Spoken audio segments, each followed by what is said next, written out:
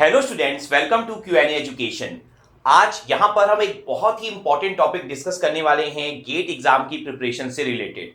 तो basically gate के exam में आपको बुक्स या गेट के एग्जाम की प्रिपरेशन के टाइम पे आपको बुक्स यूज करनी चाहिए कि नहीं करनी चाहिए। ठीक है, आप सोच रहे होंगे ये कैसा पॉइंट है, हमें तो बुक्स ऑलवेज यूज करनी चाहिए, हमें ऑलवेज बुक्स को पढ़ना चाहिए, बहुत अच्छी बात होती है। बिल्कुल सही है, लेकिन ना गेट की एग्जाम की प्रिपरेशन के पॉइंट ऑफ व्यू से अगर थिंक करें ना, तो मेरा ओपिनियन यहां पर थोड़ा सा डिफरेंट है। यहां पर आपको बुक्स कितनी पढ़नी चाहिए, पढ़नी भी चाहिए कि नहीं पढ़नी चाहिए गेट की एग्जाम की प्रिपरेशन के टाइम पे, ये सारी चीजें आज के वीडियो में हम लोग डिस्कस करेंगे। तो बेसिकली बहुत शॉर्ट वीडियो रहने वाली है, बस मैं अपना ओपिनियन आपके साथ डिस्कस करूंगा। तो आप ध्यान से देखो, यहां पर ना आपके पास टोटल दो सिचुएशन हो सकती है। एक सिचुएशन तो आपकी ये हो सकती है कि आप यहां पर सेकेंड ईयर या थर्ड ईयर में हो। तो इस सिचुएशन में ना आपके पास लेट सपोज 12 मंथ या उससे ज्यादा का टाइम है, हो सकता है आपके पास 2 इयर्स तक भी हो स्टडी करने के लिए। तो उस सिचुएशन में आप यहां पर बुक्स का यूज कर सकते हो, उसमें कोई इशू नहीं है। आप बुक्स यहां पर इस्तेमाल करो, और जब आप बुक्स यूज करते हो तो वहां पर भी आपको यह समझना है कि आपको पूरी बुक स्टार्ट से लेकर लास्ट तक नहीं पढ़नी है। ठीक है ना, बहुत सारे टॉपिक ऐसे होंगे जो आपके सिलेबस पे भी नहीं होंगे, वो आपको स्टडी नहीं करने हैं। मतलब आपको सिलेबस का क्लियर आइडिया होना चाहिए। तो वहां पर भी आपको ये अंडरस्टैंड करना पड़ेगा कि हाँ भाई, ये हमारे इंपॉर्टेंट टॉपिक हैं, तो इन्हें मैं बुक से थोड़ा बहुत ज्यादा स्टडी कर सकता हूं। ठीक है, आप सारे टॉपिक को एक एक करके अगर बुक से पढ़ने जाओगे, नोट्स के अलावा, मतलब आपने कोई कोचिंग ज्वाइन की हुई है, आपके पास कोई नोट्स हैं, आपके पास कोई स्टडी मटेरियल है, आपके पास कोई ऑनलाइन लेक्चर्स हैं, उसके अलावा अगर आप पूरी पूरी बुक पढ़ने जाओगे तो फिर आप 2 साल में भी कभी कवर नहीं कर पाओगे सिलेबस। ये पॉइंट बिल्कुल फैक्ट है आपका। तो अगर आपके पास 1 ईयर या 2 ईयर है स्टडी करने के लिए, तो उस सिचुएशन में आप बुक का इस्तेमाल कर सकते हो। तो आप क्या कर सकते हो, जो इंपॉर्टेंट टॉपिक हैं आपके, उनको आप थोड़ा सा और डेप्थ में स्टडी कर सकते हो, लेकिन उसके पहले आपको समझ में आना चाहिए कि कौन से टॉपिक इंपॉर्टेंट है। ठीक है ना, तो बुक का इस्तेमाल फर्स्ट डे से करने के लिए मत जाओ। आप पहले अंडरस्टैंड तो करो कि कौन कौन से टॉपिक आपके लिए इंपॉर्टेंट हैं। इन टॉपिक्स को आपको थोड़ा सा और ज्यादा डेप्थ में स्टडी करना चाहिए। स्टैंडर्ड बुक्स हैं अगर आपके पास, तो उस स्टैंडर्ड बुक्स के कोई अगर अनसॉल्व प्रॉब्लम है, स्टैंडर्ड प्रॉब्लम्स हैं, तो उन्हें आप सॉल्व कर सकते हो। तो ये सारी चीजें आप कर सकते हो अगर आपके पास 1 ईयर या उससे ज्यादा का टाइम है। तो उसमें भी आपको पूरा का पूरा स्टडी नहीं करना है।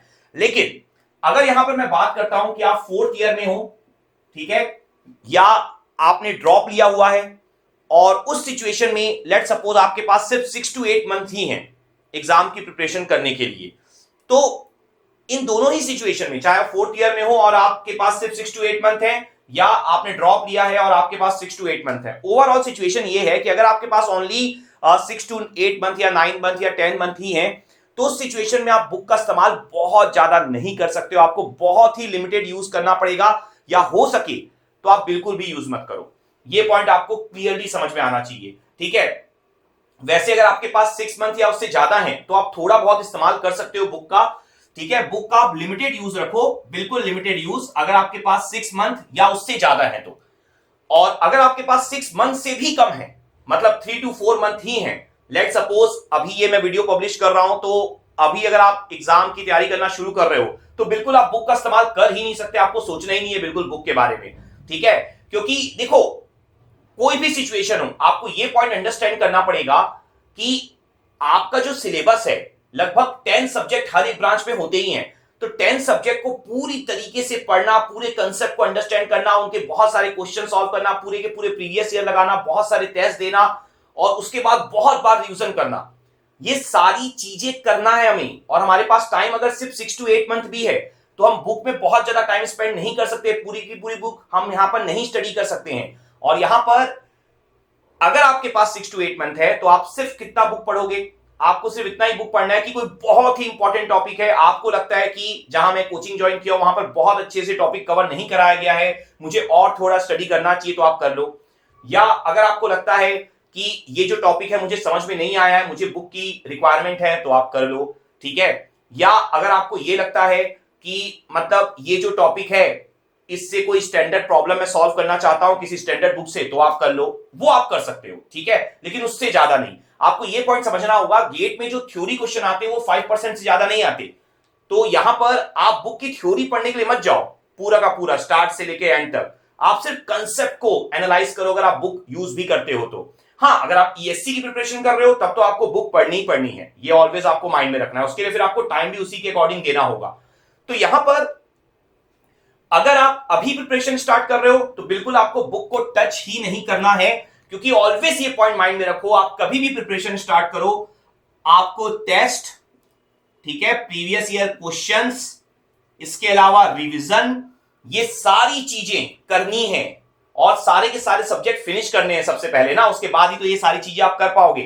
तो ये सारी चीजें इतनी ज्यादा इंपॉर्टेंट है ना, अगर आप बहुत सारे टेस्ट नहीं दोगे तो एग्जाम में आप कितना भी पढ़ के चले जाओ कोई बेनिफिट नहीं होगा, टाइम मैनेज कर ही नहीं पाओगे। अगर आप बहुत सारे क्वेश्चन सॉल्व नहीं करोगे तो आप कैलकुलेशन मिस्टेक एग्जाम में बहुत सारी करने वाले हो।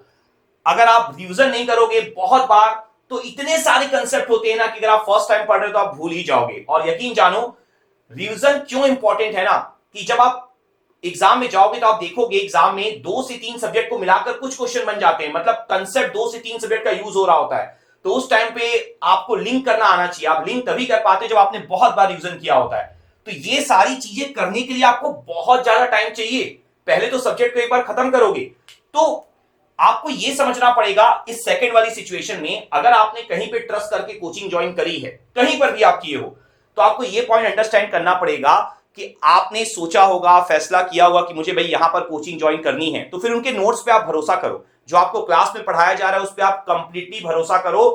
कुछ टॉपिक हो सकते हैं जिनके लिए आप अदर हेल्प ले सकते हो, जैसे आप YouTube में लेक्चर देख लो, बहुत सारे फ्रीली अवेलेबल लेक्चर्स हैं, वीडियोस हैं, बहुत अच्छे अच्छे चैनल्स हैं, आप उनका यूज कर लो। ठीक है, मतलब पॉइंट टू पॉइंट ही आपको स्टडी करना है इस सिचुएशन में जहां आपके पास टाइम कम है। सिर्फ गेट के सिलेबस के पॉइंट ऑफ व्यू से ही आपको थिंक करना है। हाँ, क्वेश्चन आप जितना लगा सकते हो उतना लगाओ, बहुत इंपॉर्टेंट होता है। पॉइंट समझ में आ रहा है अच्छे से? तो ये मेरी थॉट है कि आपको बुक जो है इस सिचुएशन में बिल्कुल कम से कम ही इस्तेमाल करनी चाहिए और इस सिचुएशन में आपको करनी चाहिए इस्तेमाल। ठीक है, तो आई होप जो मैं डिस्कस करना चाहता था आपको अच्छे से क्लियर हुआ होगा और आपको यह समझ में आया होगा कि मैं बुक किस लेवल तक इस्तेमाल करनी चाहिए। मैं लास्ट में फिर से यही पॉइंट बोलूंगा कि आपने जहां भी कोचिंग ज्वाइन की है, आपने डेमो लिया होगा, आपने सोचा होगा, तो उन पे ट्रस्ट करो और जो आपको नोट्स मिल रहे हैं, जो आपको स्टडी मटेरियल मिल रहे हैं, उनके थ्रू ही आगे बढ़ने की कोशिश करो मैक्सिमम टू मैक्सिमम। ठीक है, और क्वेश्चन लगाओ। पॉइंट क्लियर हो गया? और इसके अलावा अगर कोई भी हेल्प चाहिए तो ऑलवेज आप कमेंट सेक्शन में लिखो, कोई टॉपिक अगर आपको स्टडी करना है तो वो भी आप लिखो, मैं जरूर आपको टीच कर दूंगा। तो थैंक यू।